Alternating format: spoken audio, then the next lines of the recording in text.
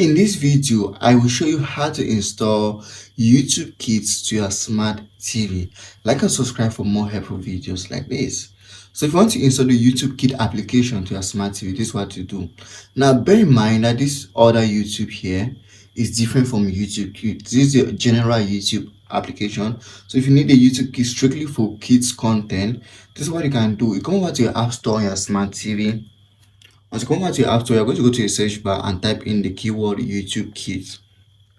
So it's going to be hard to type in the keyword, so let's just quickly type that YouTube Kids. Please like and subscribe to YouTube channel for more important videos like this. So YouTube Kids.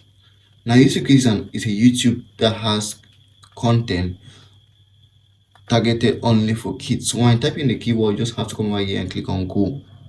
Once you click on go, these are the various options, but the right option is the first.